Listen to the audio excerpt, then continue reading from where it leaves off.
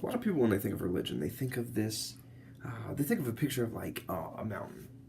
And on top of this mountain, they have whatever God that they believe in. And then on the bottom, they have the people or themselves.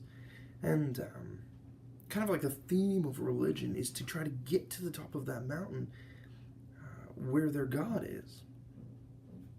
So what if I were to tell you that there's a God who didn't just stay at the top of his mountain, but actually came down to his people and brought them up to him, to where he was? You'd be thinking, like, what would be the point of that? Why would he do that? Let me introduce you to the overflowing love of the God of the Bible.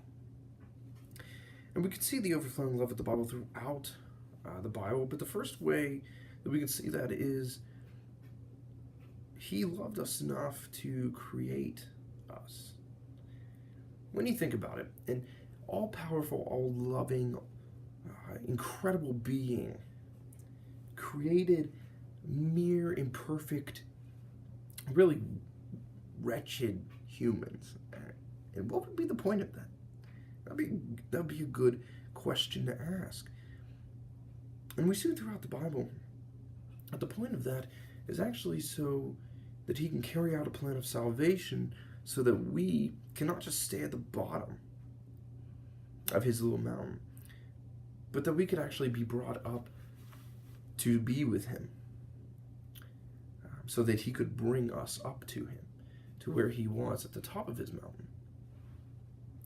And throughout the Bible, when we look at all the characters of the Bible, when we look at the beginning, when we have Adam, we look at Noah, we look at Abraham, Isaac, Jacob, Joseph, and then we go throughout the whole Old Testament, and we look at the 12 tribes and everything like that.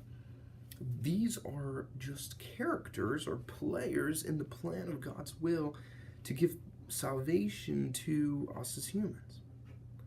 And then we hit the New Testament, and this is where Jesus comes into play. Jesus being God and man.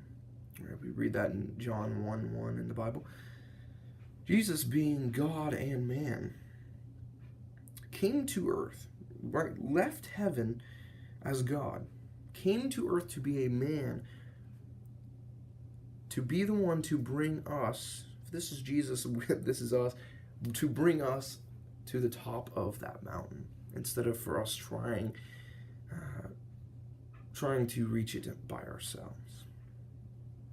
And that is the third part of God's overflowing love. And the greatest part of his overflowing love is Jesus and the sacrifice that he was willing to make. And the sacrifice that God, the Father, was willing to make in sending Jesus, his Son, to die on the cross for me, for you, for all of these mere, imperfect, wretched human beings. And so we have this God who's at the top of his mountain.